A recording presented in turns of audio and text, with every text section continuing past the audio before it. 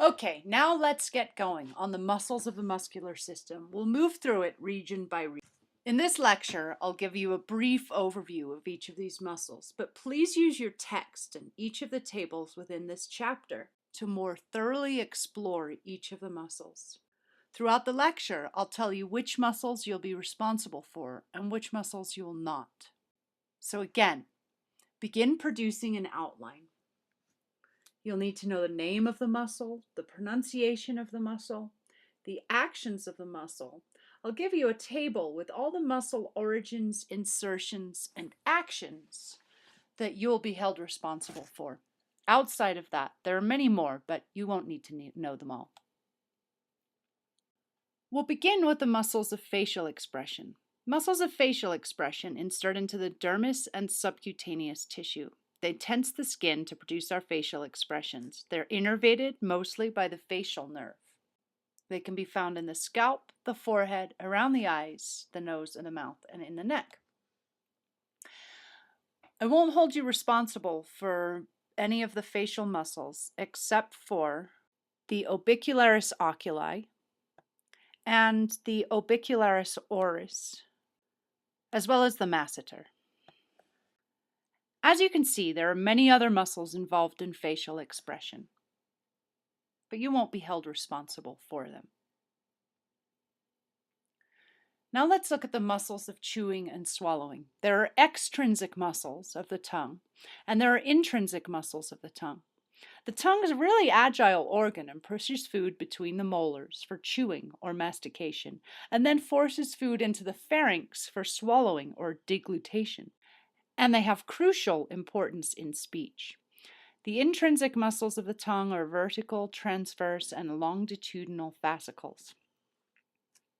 Do be aware that there are these different extrinsic and intrinsic muscles of the tongue. However, you will not be held responsible for knowing each of these muscles. There are 4 pairs of muscles that are involved in biting and chewing movements of the mandible. To open the mouth, we have depression, elevation for biting and grinding, protraction so the incisors can cut, retraction to make the rear teeth meet, and lateral and medial excursion helps us grind food. The temporalis, the masseter, the lateral pterygoid, and the medial pterygoid muscles are involved in this action. Those are the only ones that you need to know. Now, there are many muscles in the neck. There's a suprahyoid group and an infrahyoid group. Again, you won't be held responsible for each of the muscles in this group individually. However, you should know what the function of the group as a whole is. The suprahyoid group is involved in chewing, swallowing, and vocalizing. These are the names of each of those muscles. However, you're not required to know them individually. There's an infrahyoid group. These ones are below the hyoid, and they allow the suprahyoid muscles to actually open the mouth. Again, you're not responsible for their individual names, but just the general function of the group. In the pharynx, there are also some muscles. They're involved in swallowing and driving food into the esophagus. Here, you'll need to know what the you'll need to know the function of the pharyngeal constrictors, but you won't need to find them in your Anatomy and Physiology Revealed.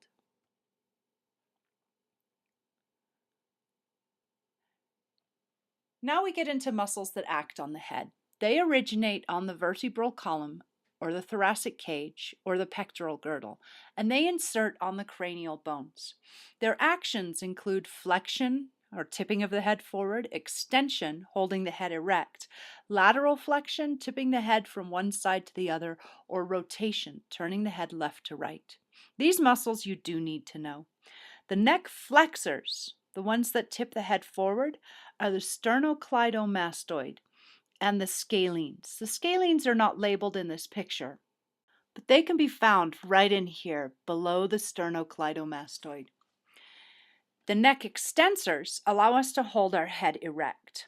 They include the trapezius superficially the splenius capitis, and the semispinalis capitis. You should be able to find all of these in the cadaver dissections on Anatomy and Physiology Revealed. In the head, face, and neck, there are very few muscles that you actually need to know. In fact, we've knocked off a whole bunch from the total of 600 that are in existence. Now we'll move into the muscles of the trunk. There are three functional groups: the muscles of respiration, the muscles that support the abdominal and pelvic floor, and then ones that allow movement of the vertebral column.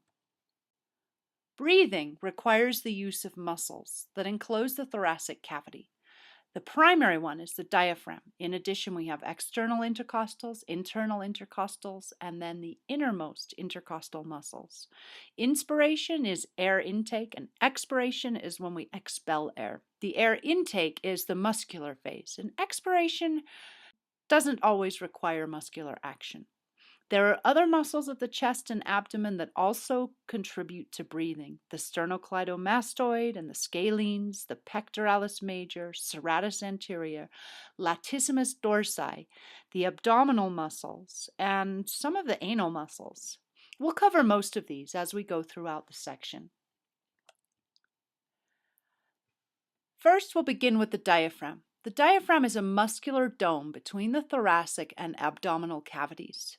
The muscle fascicles extend to a fibrous central tendon. Contraction flattens out the diaphragm, which draws down and enlarges the thoracic cavity. It's primarily responsible for inspiration. When the diaphragm relaxes, it rises and shrinks the thoracic cavity, thus forcing air out in expiration. You can see the diaphragm here, as well as its central tendon.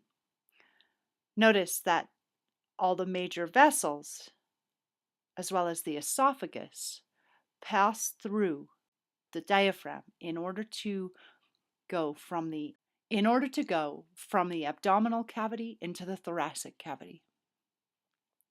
The external intercostals are the ones here. If you were to put your hands as if you were reaching them into your front pockets, that would be the direction of the fibers of the external intercostal muscles.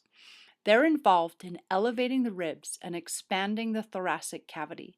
This adds to the vacuum that causes inflow of air. The fibers of the internal intercostals go in the opposite direction. If you are reaching your hands back to slide them into your back pockets, that's the direction the fibers would go. They act to depress and retract the ribs in expiration. They compress the thoracic cavity. There are also an innermost layer of intercostals that we cannot see in this figure, and they have the same action as the internal intercostals. I think of it this way. The words are sort of opposite. External intercostals are involved in inspiration, and internal intercostals are involved in expiration. You'll need to know both external and internal intercostals and be able to identify them in Anatomy and Physiology Revealed. Now let's look at the abdominal wall. There are four pairs of sheet-like muscles: the external abdominal oblique, the internal abdominal oblique, the transverse abdominis, and the rectus abdominis. You can see all four layers here in cross-section. But let's look at them on the body. The external abdominal obliques are the most superficial of the lateral abdominal muscles. They support the abdominal viscera against the pull of gravity and stabilize the vertebral column during heavy lifting. They help us maintain our posture and compress the abdominal organs. They aid in forced expiration and, of course, rotation at the waist. The external intercostal fibers go in the direction of your front pockets, just as the external intercostal muscles do. The internal abdominal obliques have the opposite direction. They go in towards the back pockets, just like the internal intercostals. They're an intermediate layer of the lateral abdominal muscles. They're involved. Unilateral contraction causes ipsilateral rotation of the waist. So it causes rotation on the opposite side. Each side of both The internal abdominal oblique and the external abdominal oblique are connected to each other through an aponeurosis. Remember, that's a tendon. We'll also see it in the transverse muscle fibers. When we do our cat dissection, you'll see this exhibited very nicely. The transverse abdominis is the deepest layer of the lateral abdominal muscles. They have exactly horizontal fibers. They're involved in compressing the abdominal contents and contribute to movements of the vertebral column. The rectus abdominis is the six-pack we see on the front of people's abdominal muscles. They flex the lumbar region of the vertebral column and produce a forward bending at the waist. They extend from the sternum all the way down to the pubis.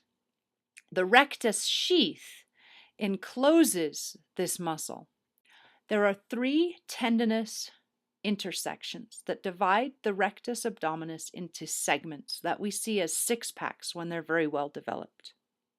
So here are all the different layers: the transverse abdominis, the internal obliques, the external obliques, the rectus abdominis. Now let's look on the back side of the trunk, beginning with the superficial muscles. The superficial muscles are involved in extending, rotating, laterally flexing the vertebral column, as well as some upper limb movement.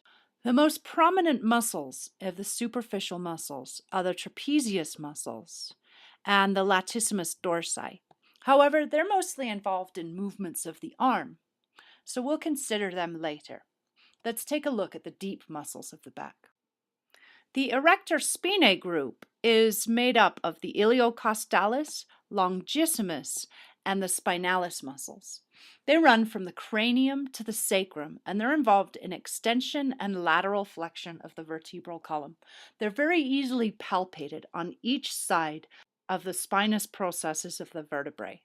When you think about cuts of meat, they're analogous to a pork chop or a T-bone steak. The semispinalis thoracis are involved in extension and contralateral rotation of the vertebral column. They originate on the spinous process of one vertebrae and go down to the transverse process of a lower vertebrae. The quadratus lumborum is this large muscle down in the lower back. Basically goes diagonal from the iliac crest to the ribs and vertebrae. And multifidus are like the semispinalis thoracis, but in the lumbar region. They're involved in stabilizing the adjacent vertebrae and maintaining posture.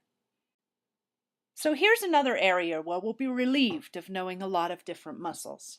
The muscles of the pelvic floor are arranged in 3 layers and split by fascia that span the pelvic outlet. They're penetrated by the anal canal, the urethra, and the vagina. The perineum is a diamond-shaped region between the thighs. It's bordered by 4 bony landmarks: the pubic symphysis, the coccyx, and the ischial tuberosities.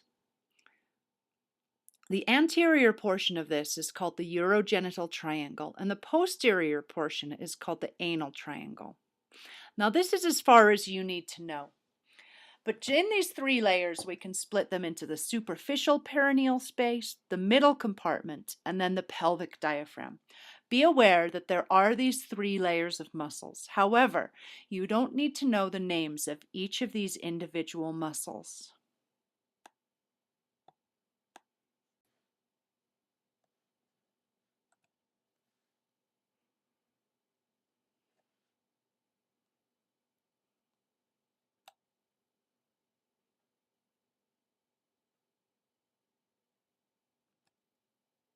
Hernias are conditions in which the viscera protrude through a weak point in the muscular wall of the abdominal pelvic cavity.